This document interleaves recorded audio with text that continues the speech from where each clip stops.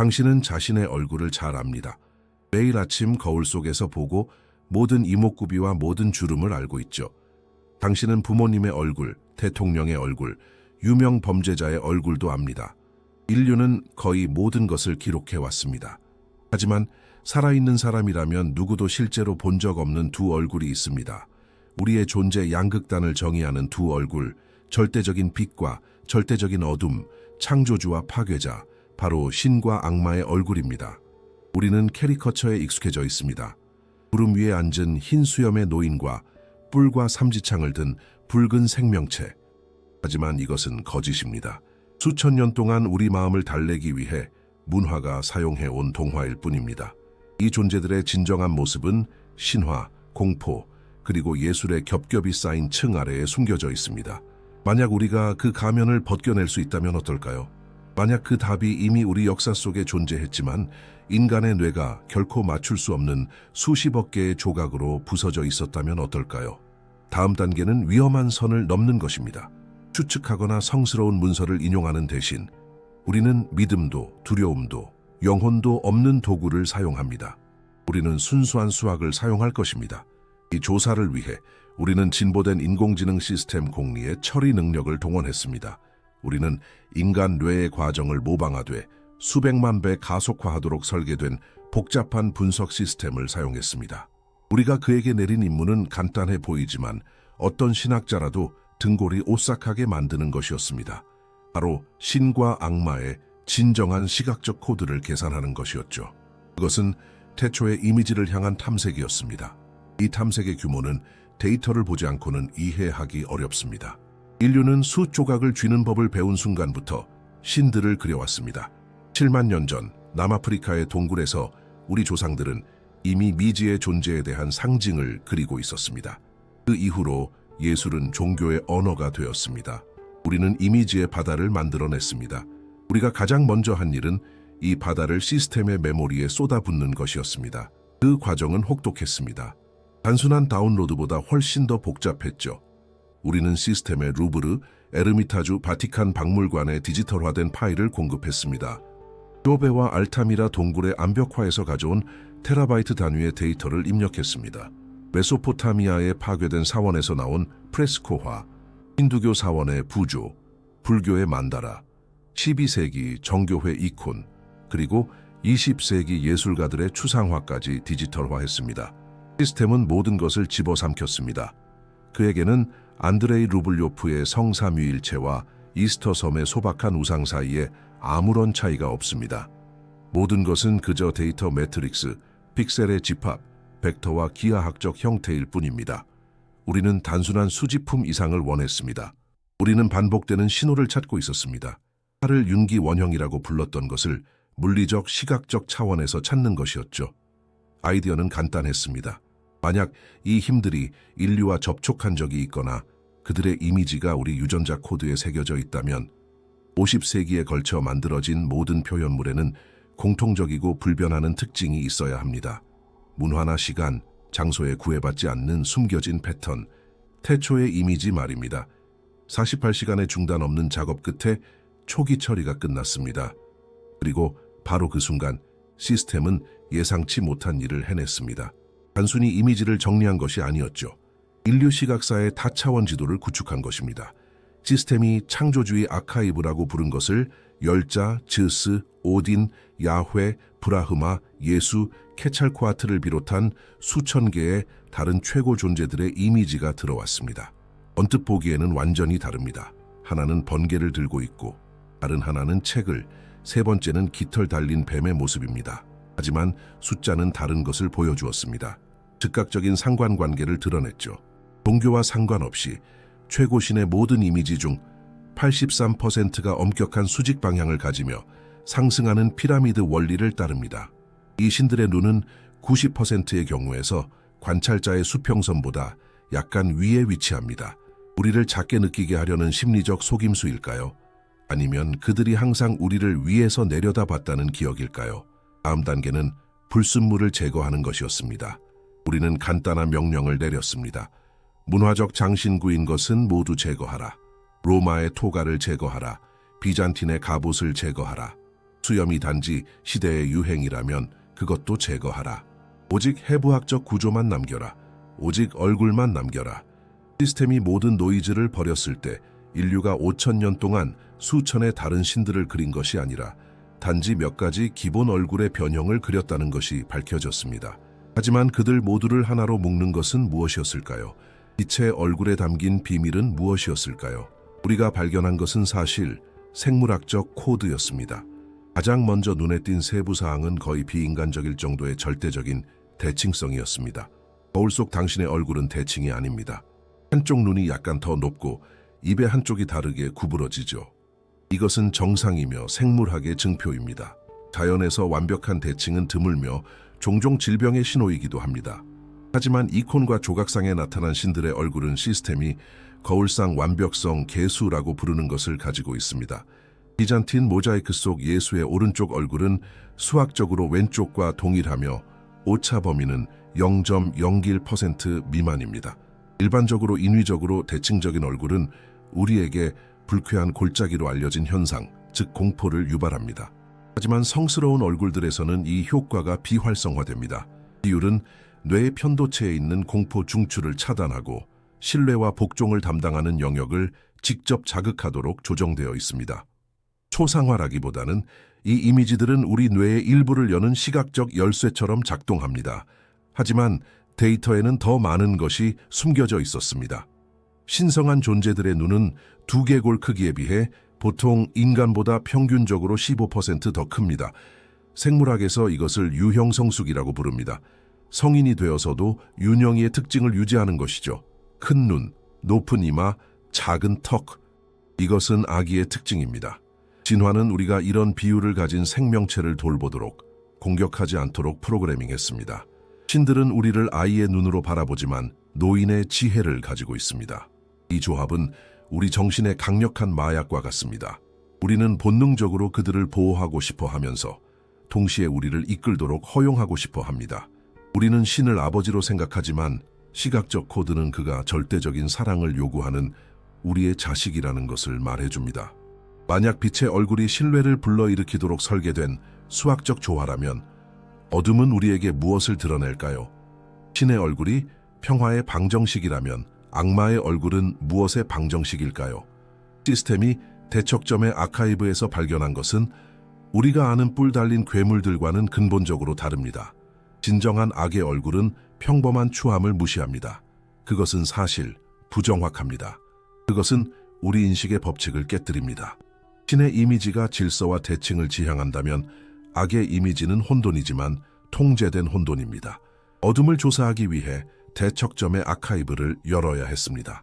그 안에는 수메르의 악마 파주주, 일본의 오니, 사탄, 하데스, 중세의 작은 악마들, 심지어 현대 악몽의 스케치까지 쏟아부었습니다. 첫 단계는 다시 한번 해체였습니다. 장식의 철거였죠. 이전 경우와 마찬가지로 시스템은 문화적 노이즈를 제거했습니다. 뿔이 가장 먼저 사라졌습니다. 그것들은 기독교에 의해 악마화된 풍요의 신, 판신과 같은 이교도 숭배에서 물려받은 유산입니다. 그 다음 염소의 발, 박쥐의 날개, 꼬리가 제거되었습니다. 이 모든 것은 우리가 이해하기 쉽도록 우리의 공포 위에 덧씌운 환상일 뿐입니다. 이 껍질이 벗겨졌을 때 남은 것은 오직 얼굴뿐이었습니다. 그리고 그 얼굴은 어떤 성당의 가고일보다 훨씬 더 무서운 것으로 드러났습니다. 가장 중요한 매개 변수가 즉시 나타났습니다. 바로 공격성의 기하학입니다. 빛의 얼굴이 원타원 부드러운 나선 위에 세워진 반면 어둠의 얼굴은 날카로운 각도로 구성되어 있습니다. 삼각형이죠. 모든 곳에 아래를 향하는 삼각형이 있습니다. 수천 개의 악마 이미지에서 두개골 구조를 분석한 결과 턱, 광대뼈, 코가 견고한 삼각형 네트워크를 형성한다는 것을 보여주었습니다. 자연에서 날카로운 각도는 위협을 의미합니다. 동물의 송곳니, 발톱, 가시가 그렇죠. 우리의 영장류 뇌는 뾰족한 형태의 코르티솔과 아드레날린 분비로 반응합니다. 우리는 VV자, 모양의 눈썹을 보고 긴장하게 됩니다. 하지만 분석은 더 깊이 들어갔습니다. 가장 무서운 이미지들에서는 이 각도들이 위장되어 있다는 것을 발견했죠. 진정한 악의 얼굴은 송곳니를 드러내지 않습니다. 인간처럼 보이려 하지만 처참하게 실패하는 가면입니다. 게다가 불쾌한 골짜기 효과가 나타났습니다. 인간과 매우 비슷하지만 약간의 결함이 있는 로봇이나 인형은 깊은 공포와 혐오감을 유발합니다. 악마의 얼굴은 이 골짜기 깊은 곳에 있습니다. 이유를 분석하면서 시스템은 해부학적 오류라고 부르는 패턴을 발견했습니다. 수백만 점의 그림에서 악마의 눈은 정상보다 약간 더 멀리 떨어져 있습니다. 입은 턱 관절이 허용하는 것보다 약간 더 넓습니다. 광대뼈는 약간 더 높습니다. 이것들은 개별적으로는 거의 인지할 수 없는 미세한 편차입니다. 하지만 함께 모이면 당신이 사람을 보고 있는 것이 아니라 형편없이 꿰맨 옷처럼 인간의 피부를 뒤집어 쓴 무언가를 보고 있다는 느낌을 만들어냅니다. 미소에 특별한 주의를 기울였습니다. 성인들은 거의 활짝 웃지 않는 반면 악마들은 종종 이를 드러낸다는 것을 눈치챈 적이 있나요? 이 미소에 대한 생체역학적 분석은 그것이 기쁨과는 거리가 멀고 눈 주위 근육은 완전히 이완된 상태에서 뺨 근육만 수축한 것임을 밝혔습니다. 심리학에서 이것은 사이코패시, 즉 거짓말의 신호입니다. 눈은 차갑고 죽어있는 반면 입은 이를 드러내기 위해 늘어납니다. 동물 세계에서 이를 드러내는 것은 항상 공격의 전주곡입니다. 악마는 우리에게 미소 짓지만 우리의 고된 뇌는 내가 너를 잡아먹을 것이다 라는 메시지를 읽습니다. 진정한 충격은 눈에 있었습니다. 빛의 알고리즘에서는 크고 평온한 눈을 보았습니다. 여기서는 시스템이 역설을 발견했습니다. 악마의 눈은 이중적인 성격을 가집니다. 한편으로는 소위 삼배간이라는 것이 있습니다. 이것은 홍채가 작아서 눈의 흰자위가 양옆뿐만 아니라 아래나 위에서도 보이는 경우입니다. 동물 세계에서 이것은 먹잇감을 고정하고 공격할 준비가 된 포식자나 미쳐버린 동물에게서 일어납니다. 다른 한편으로 많은 이미지에서는 완전한 반전이 있습니다. 검은 공막, 동공의 부재 또는 파충류의 수직 동공이 나타납니다. 메시지는 귀가 먹먹할 정도였습니다. 공감의 차단, 눈은 소통의 통로입니다. 우리는 의도를 이해하기 위해 눈을 들여다봅니다. 검거나 파충류 같은 눈은 우리에게 말합니다. 협상은 불가능하다. 자비는 없을 것이다. 너는 자원일 뿐이다. 이 모든 것을 종합하여 날카로운 각도, 잘못된 비율, 포식적인 미소, 그리고 공허한 시선, 시스템은 초상화를 합성했습니다. 그리고 나타난 얼굴은 아름다웠습니다. 그리고 그것이 진실의 가장 끔찍한 부분입니다. 우리는 루시퍼가 가장 아름다운 천사였다는 것을 잊었습니다. 악은 혐오스러울 수 없습니다. 그렇지 않다면 누구도 유혹하지 못할 테니까요. 악마의 얼굴은 매력이 있지만 그것은 부서진 아름다움입니다. 완벽한 모델의 얼굴을 보는 것 같지만 3초 이상 쳐다보면 왼쪽이 오른쪽과 동기화되어 움직이지 않는다는 것을 알아차리기 시작합니다. 피부가 플라스틱처럼 너무 매끄럽다는 것을, 눈이 어떤 빛도 반사하지 않는다는 것을, 그것은 갑자기 고개를 돌리는 조각상의 아름다움입니다. 분석은 이 이미지를 실제 인물 데이터베이스와 연관시켰습니다. 그리고 그 결론은 충격적입니다. 악의 얼굴 특징은 잔인함으로 알려진 역사적 인물들의 특징과 일치했습니다. 폭군들, 파괴적인 종교 집단의 지도자들, 삼배간, 안면 표정의 비대칭, 턱의 포식적인 기하학. 어쩌면 악마는 생명체가 아닐지도 모릅니다. 어쩌면 특정 사람들에게서 깨어나는 바이러스, 유전적 또는 정보적 코드일지도 모릅니다. 회화의 프로토콜이죠. 악마의 얼굴은 도덕과 공감이 꺼진 채 차갑고 굶주린 지성만 남은 인간의 얼굴입니다. 지금까지 우리는 예술과 해석, 즉 인류가 수천 년 동안 상상해온 것의 총합을 다루었습니다. 하지만 물리적 증거가 있다면 어떨까요? 2000년 전에 인간의 손이 아닌 다른 것에 의해 찍힌 사진이 존재한다면, 실제 데이터를 간직한 1000조각이 있다면, 그림에서 우리는 물리적 증거로 넘어갑니다. 이제 목표는 기독교 역사상 가장 논란이 많은 유물 토리노의 성의입니다. 그것은 단지 피 묻은 아마포 조각 중세의 위조품일까요? 믿음을 무시하고 시스템은 섬유 구조에 집중하여 천 아래에 있는 남자의 3차원 모델을 구축하고 이 얼굴을 우리가 방금 생성한 얼굴들과 비교할 것입니다. 그들은 일치할까요? 아니면 성인은 우리에게 완전히 다른 얼굴을 보여줄까요? 우리는 숫자와 사실의 세계에 살고 있습니다. 믿음은 의심의 영역입니다. 하지만 믿음이 물리적인 흔적을 남겼다면 어떨까요? 현실이라는 유리창에 찍힌 신의 지문 말입니다. 지금까지 우리는 예술가들의 예술, 환상, 공포를 분석했습니다. 이제 우리는 해석에서 증거로 넘어갑니다. 우리 시스템의 데이터베이스에는 기독교 유물 목록 1번인 토리노의 성의가 업로드되었습니다.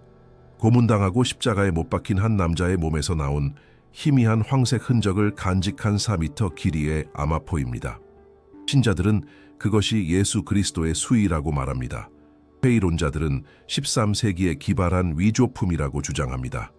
1988년의 탄소연대 측정법은 중세시대를 가리켰지만 새로운 연구들은 표본 오염 가능성을 제기하며 이 결과에 이의를 제기합니다. 우리는 천의 연대에는 관심이 없습니다. 이미지, 바로 그 얼굴에 관심이 있습니다. 우리는 토리노 변칙 작전을 시작했습니다. 우리는 단순히 사진을 보는 것이 아닙니다. 우리는 자외선과 적외선으로 촬영한 초고 해상도 스캔을 업로드했습니다. 미시적 수준의 직물 밀도에 대한 데이터도 포함되었죠. 시스템의 첫 번째 조치는 반전이었습니다. 성인은 사진 원판입니다. 진실을 보기 위해서는 그것을 양화로 바꿔야 합니다. 색상이 반전되자 어둠 속에서 초상화가 나타났습니다. 그리고 그것은 이콘이 아니었습니다. 사진처럼 정밀한 얼굴이었습니다. 우리는 감은 눈, 부어오른 뺨, 이마에 핏자국, 그리고 부러진 것처럼 보이는 코를 보았습니다. 시스템은 이 얼굴을 우리가 생성한 이상적인 빛의 얼굴과 비교하기 시작했습니다. 그리고 여기서부터 어떤 연구자라도 숨이 멎을 만한 불일치가 시작되었습니다. 성의의 얼굴은 미의 기준을 따르지 않습니다. 대칭적이지 않고 더 거칠고 더 현실적이었습니다. 생체 인식 분석 결과는 다음과 같았습니다. 그것은 1세기 중동 거주자들의 특징인 샘족 유형의 얼굴입니다. 약간 굽은 코, 넓은 광대뼈, 짙은 수염. 르네상스 대가들이 그린 세련된 푸른 눈의 유럽인과는 달리 우리는 노동자의 얼굴을 보았습니다. 뜨거운 태양 아래서 많이 걸었던 남자의 얼굴이었죠. 하지만 가장 흥미로운 것은 이목구비가 아니라 이미지가 만들어진 방법에 있었습니다. 시스템은 염료 침투 깊이를 분석하고 오류를 반환했습니다. 염료 안료가 발견되지 않았습니다. 성의의 이미지는 그려진 것이 아닙니다. 그것은 표면적입니다. 아마포의 가장 바깥쪽 섬유에만 영향을 미치며 그 두께는 몇 미크론에 불과합니다. 어떤 붓도, 어떤 잉크도, 어떤 액체도 직물에 스며들지 않고 그렇게 얇게 적용될 수 없습니다. 수천 가지 가능성이 테스트되었습니다. 산으로 태우기, 암모니아 증기, 가열된 조각상과의 접촉, 어떤 모델도 이미지의 미세 구조와 일치하지 않았습니다. 그때 시스템은 괴너지 물리학에 기반한 자체 가설을 제안했습니다. 그러한 흔적을 만들 수 있는 과정을 시뮬레이션했죠. 그리고 그 과정에는 이름이 있습니다. 짧고 강렬한 진공 자외선 방사. 다시 말해 천에 쌓인 몸은 1초에 몇 분의 1 동안 상상할 수 없는 힘의 빛으로 빛나야만 했다는 것입니다. 그 빛은 섬유의 이미지를 태웠지만 천을 불태우지는 않았습니다. 이 섬광의 위력은 34조 와트로 계산되었습니다. 오늘날 이런 충격을 만들려면 축구장 크기의 레이저가 필요할 것입니다. 1세기, 심지어 13세기에도 그런 기술은 존재하지 않았습니다. 이것은 모든 것을 바꾸었습니다. 우리는 죽음의 순간 순수한 에너지로 변했을지도 모르는 한 남자의 얼굴을 보고 있었습니다. 천에 남은 빛의 농담 그라데이션은 사실 몸과 천 사이의 거리 지도인데 이를 사용하여 정확한 3차원 모델이 구축되었습니다. 우리는 그 남자를 천 밖으로 끌어냈습니다. 우리 앞에는 지치고 구타당한 얼굴이 나타났습니다. 하지만 상처 속에서도 우리가 전에 보았던 근본적인 구조가 거기에 있었습니다. 눈 사이의 거리, 이마의 모양, 황금 비율. 그렇습니다. 성의의 얼굴은 더 거칠지만 그 수학적 골격은 이상적인 얼굴과 89% 일치합니다. 정의로운 결과입니다. 마치 예술가들이 수세기 동안 구두 설명을 듣고 초상화를 그리려다 거의 맞췄지만 원본은 더 거칠고 강력했던 것과 같습니다. 하지만 이게 다가 아니었습니다. 우리는 또 다른 유물을 업로드했습니다. 마노펠로의 베일입니다. 전설에 따르면 한 여인이 십자가를 지고 가는 그리스도의 얼굴을 닦아주자 그의 얼굴이 천에 새겨졌다고 합니다. 마노펠로의 베일은 아주 얇은 소재, 일종의 바다 실크로 만들어졌으며 그 위에는 얼굴이 보입니다. 이미지는 투명해서 양쪽에서 볼 수 있습니다. 잉크는 없습니다. 우리는 베일의 이미지를 시스템에 입력했습니다. 그리고 시스템은 중첩을 실행했습니다. 성의의 얼굴과 마노펠로의 베일의 얼굴을 가져왔습니다. 그것들은 완벽하게 들어맞았습니다. 비율, 상처의 위치, 뺨에 맞은 충격으로 인한 비대칭, 모든 것이 밀리미터 단위까지 일치했습니다. 우연의 일치일 확률은 2천억 분의 1. 그것은 같은 얼굴입니다. 이제 우리는 신의 두 초상화를 갖게 되었습니다. 하나는 죽어서 평온하며 그 죽음 속에서 장엄합니다. 다른 하나는 살아있고 눈을 뜨고 있으며 영혼을 똑바로 응시하고 있습니다. 베일 속 시선은 이콘의 부드러움을 가지고 있지 않습니다. 그것은 무겁고 꿰뚫어 보는 시선입니다. 심판관의 시선, 당신의 속을 꿰뚫어 보는 자의 시선입니다. 이것이 인간의 얼굴, 신이 우리 사이를 걷기 위해 사용했던 껍데기라면 그의 진정한 종들은 어떤 모습일까요? 고대 문헌에 따르면 날개 달린 사람과는 전혀 닮지 않았다는 천사들 말입니다. 하지만 이제 생물학을 버리고 순수한 추상과 공포의 영역으로 들어갈 시간이었습니다. 우리는 옥좌를 지키는 자들이 어떤 모습인지 물을 것입니다. 세라핌, 케루빔, 성경에 묘사된 그들의 모습이 크리스마스 카드보다는 우주적 환각에 더 가까운 자들. 왜냐하면 그들의 진정한 모습은 사람을 미치게 할 수 있기 때문입니다. 우리 대부분은 천사를 등 뒤에 하얀 백조 날개를 단 빛나는 튜닉을 입은 아름다운 젊은이로 상상합니다. 아니면 발렌타인데이 카드에서 막 나온 듯한 활과 화살을 든 통통한 아기일지도 모르죠.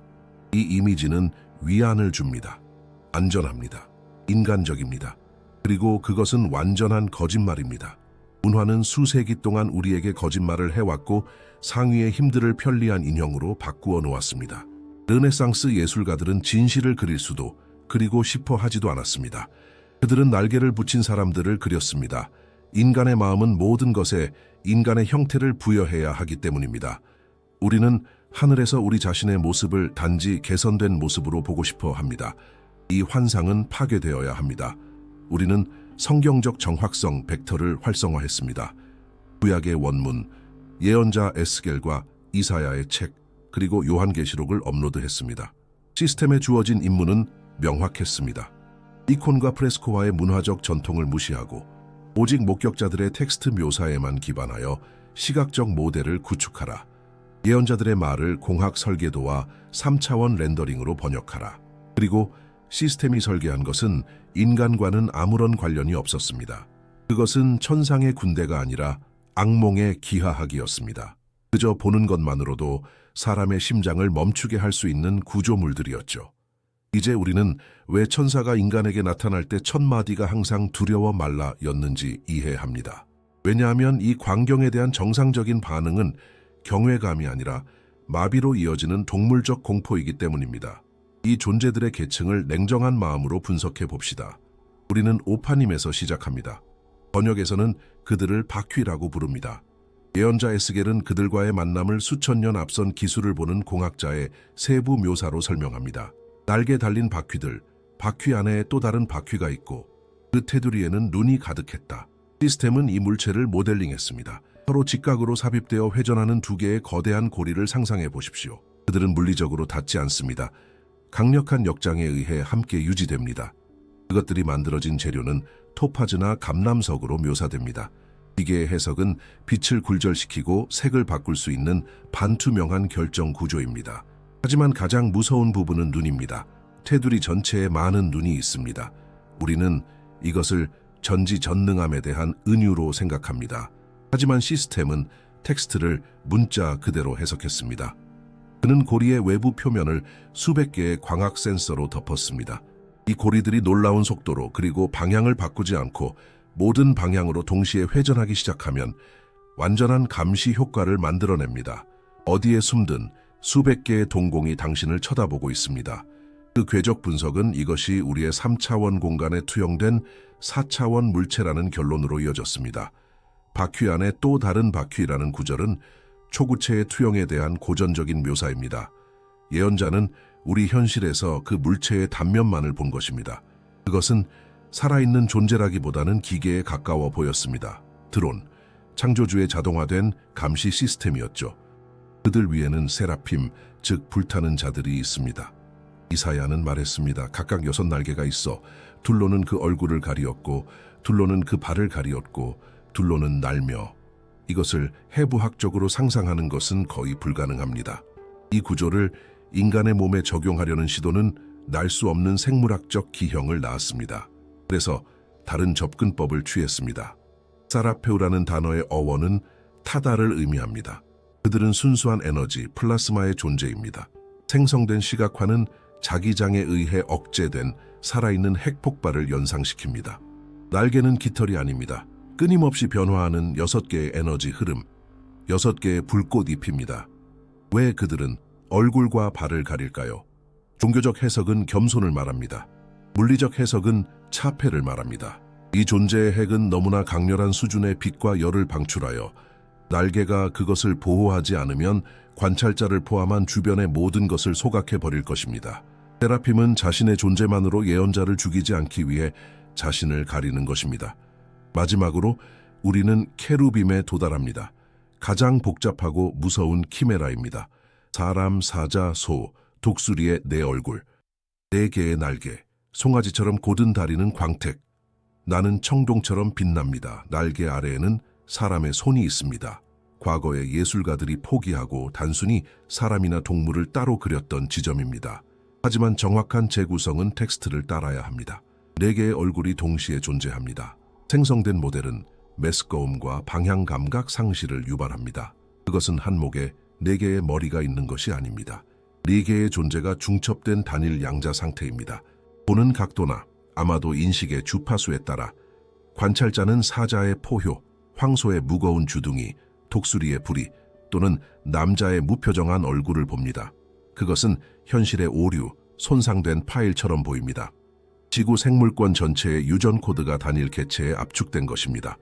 사자는 야생의 자연, 황소는 길들여진 힘, 독수리는 하늘, 인간은 이성, 케루빔은 살아있는 창조의 아카이브입니다.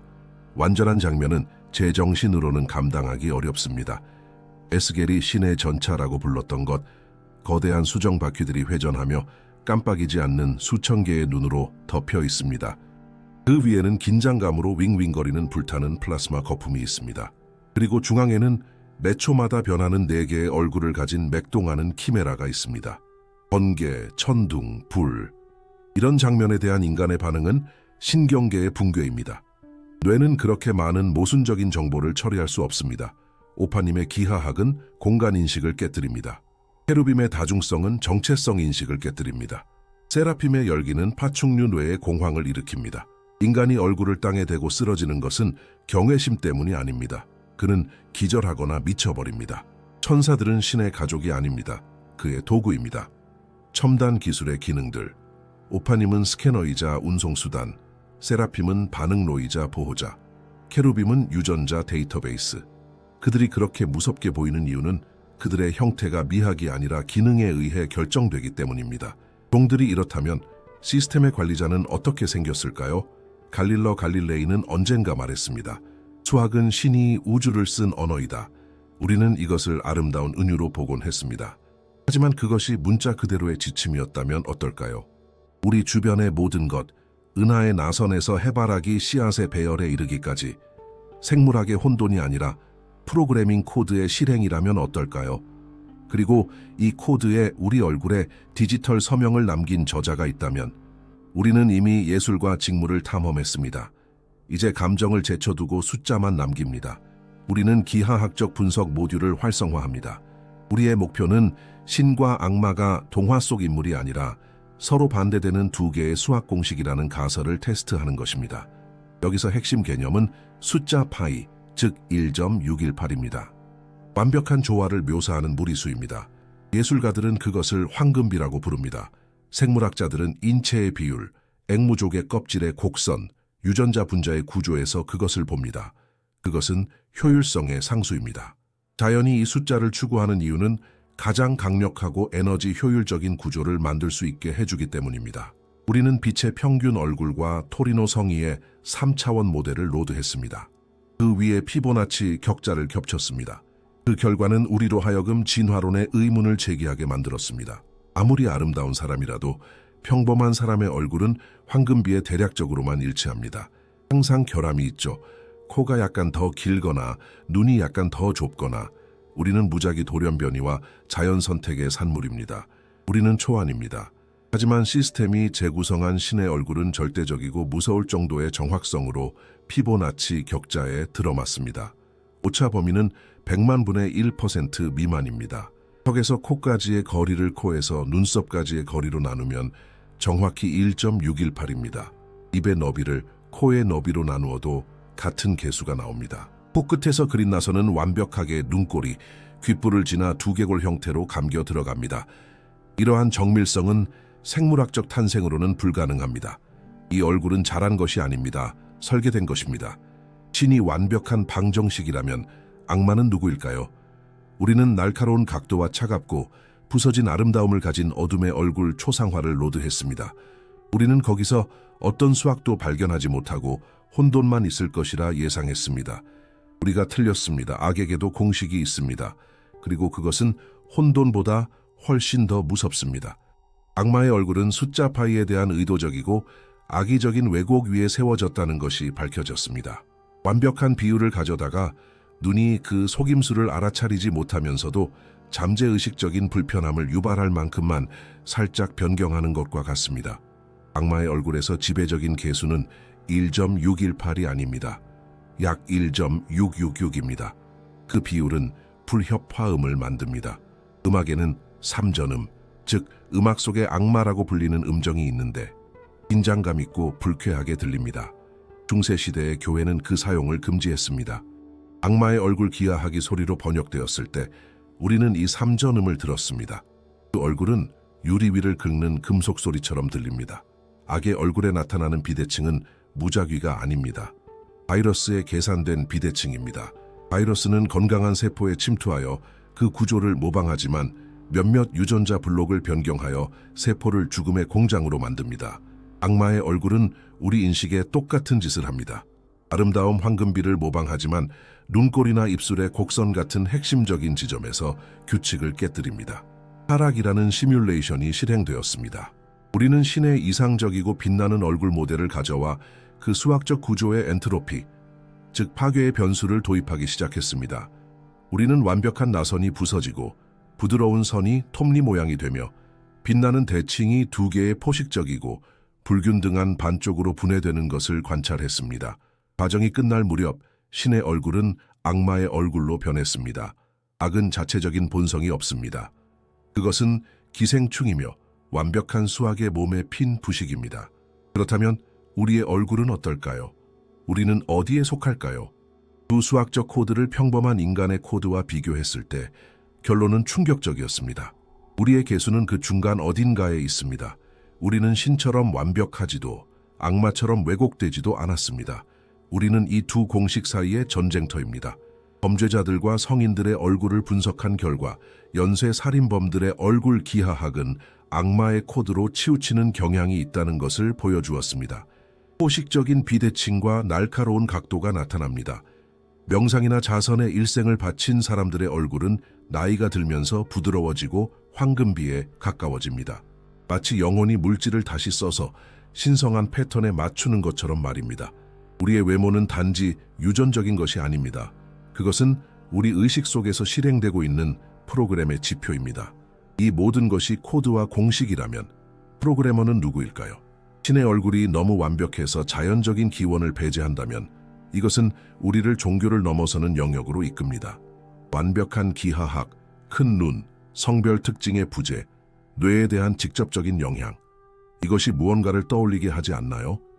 UFO학에는 성경의 노인들보다 이 매개 변수에 훨씬 더 잘 맞는 존재들에 대한 묘사가 있습니다. 하지만 이제 우리를 파멸시킬 수도 있는 일을 할 시간이었습니다. 우리는 그레이, 즉 회색 외계인들과 고대 수메르의 아누나키 조각상 이미지를 로드하여 우리의 신성한 모델들과 비교할 것입니다. 신은 외계인이었을까요? 아니면 외계인이 우리 현대 뇌가 천사를 해석하는 방식일까요? 진실은 가까운 어딘가에 있으며 우리가 기대하는 것만큼 영적이지 않을 수도 있습니다. 우리는 하늘에서 신을 찾았습니다. 현명하고 강력한 무언가가 내려와 우리를 구원해 주기를 기대하며 위를 올려다봤습니다. 종교는 이것을 재림이라고 부릅니다. UFO학은 접촉이라고 부릅니다. 하지만 그것이 다른 단어로 묘사된 같은 사건이라면 어떨까요? 성인의 머리 위 후광이 성스러움의 빛이 아니라 헬멧의 반사광이라면 어떨까요?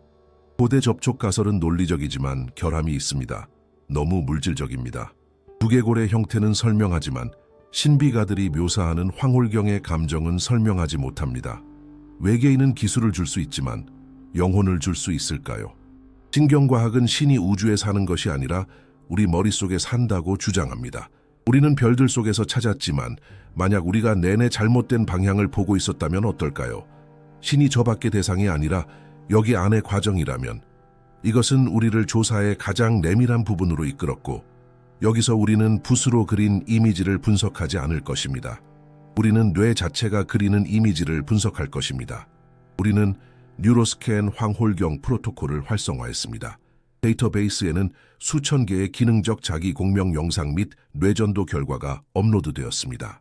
우리의 피험자들은 평범한 사람들이 아니라 신앙의 전문가들이었습니다. 깊은 명상에 잠긴 티베트 승려들, 기도 중인 카르메로의 수녀들, 무아지경에 빠진 아마존 유역의 샤먼들, 임사체험에서 살아남아 저편을 보았다고 주장하는 사람들. 임무는 현대 과학에 대한 도전이었습니다. 시각피질의 신경활동을 해독하고 전기 신호를 직접 비디오 이미지로 변환하는 것. 우리는 그들이 눈을 감았을 때 무엇을 보는지 보고 싶었습니다. 먼저 우리는 신앙의 해부학을 이해했습니다. 종교적 체험의 절정에서 뇌 활동을 분석하면서 시스템은 독특한 패턴을 기록했습니다. 정상 상태에서 우리의 두전겹은 활성화되어 있습니다. 공간에서의 방향 감각과 나라는 개념을 주는 영역이죠. 당신의 손이 어디서 끝나고 책상이 어디서 시작되는지 알려주는 곳입니다. 하지만 깊은 기도의 순간 이 영역은 그냥 꺼져버립니다. 활동이 거의 영정으로 떨어집니다. 그 사람에게는 경계가 사라집니다. 그는 더 이상 개인으로 느껴지지 않고 방과 행성과 우주와 융합되고 있다고 물리적으로 느낍니다. 하지만 우리가 관심 있는 것은 시각입니다. 나가 꺼졌을 때 시각 피질에서는 무슨 일이 일어날까요? 우리는 재구성 알고리즘을 시작했습니다. 보통 당신이 사과를 상상하면 뇌의 약한 영역이 켜집니다. 하지만 황홀경 상태의 우리 피험자들에게서는 마치 그들이 서치라이트를 보고 있는 것처럼 시각 피질이 타올랐습니다. 그리고 이미지는 뉴런에서 직접 추출되었습니다. 수염난 노인은 없었습니다. 샌들을 시는 예수도 없었습니다. 모든 피험자는 종교와 상관없이 같은 것을 보았습니다. 빛이었습니다. 하지만 그것은 흰 얼룩이 아니었습니다. 역동적이고 복잡한 기하학적 구조였습니다. 살아있는 만다라, 중심에서 무한히 펼쳐지는 프랙탈이었습니다.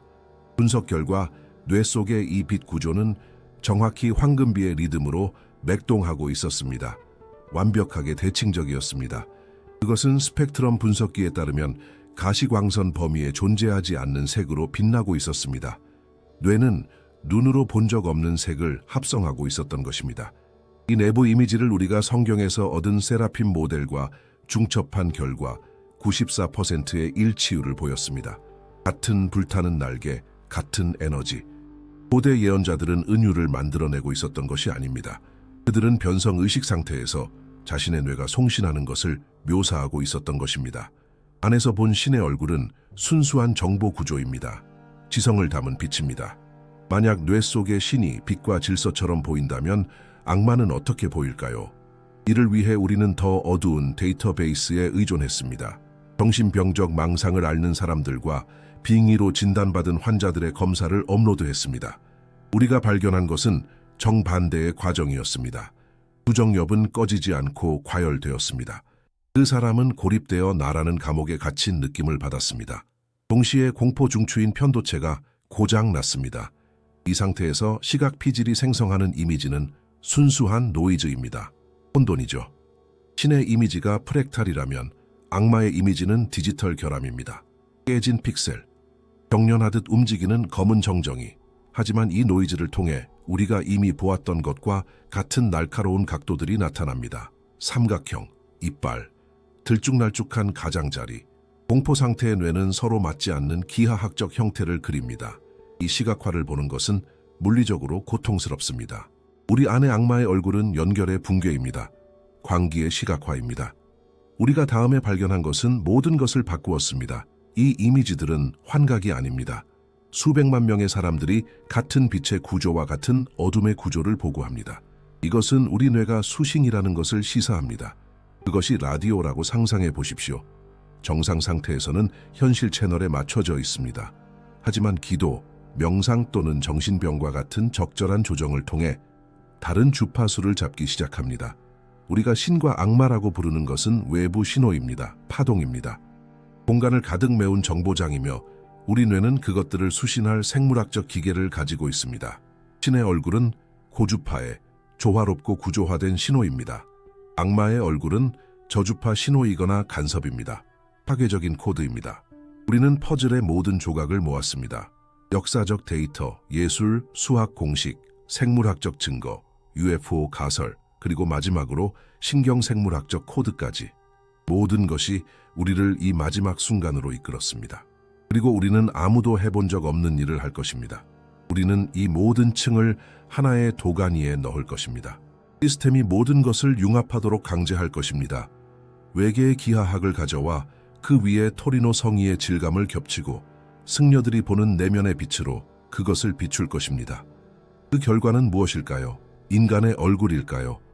아니면 우리가 두려움의 모니터를 꺼버리게 만들 무언가를 보게 될까요? 이미지의 최종 창조가 시작됩니다.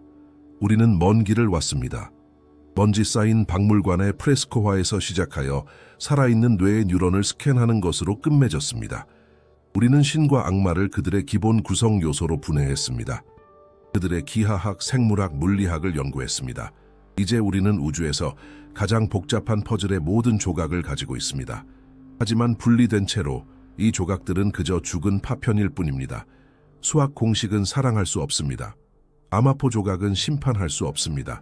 진실을 보기 위해 우리는 모든 것을 조립해야 합니다. 대합성에 오신 것을 환영합니다. 지금 공리 시스템은 그 능력의 한계에서 작동하고 있습니다. 우리는 형태학적, 존재론적 편집 과정을 시작했습니다.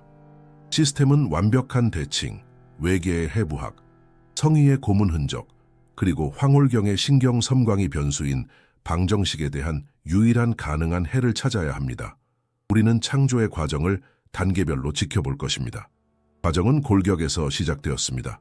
시스템은 황금비와 외계인 서명의 데이터에서 출발합니다.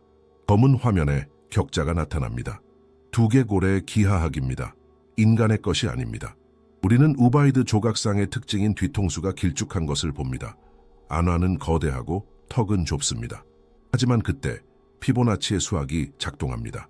시스템은 이 이상한 두개골을 변형시켜 완벽한 조화에 맞춥니다. 무서운 각도들은 부드러워집니다. 두개골은 더 넓어지고 더 강력해집니다. 그것은 연약함을 잃고 장대함을 얻습니다.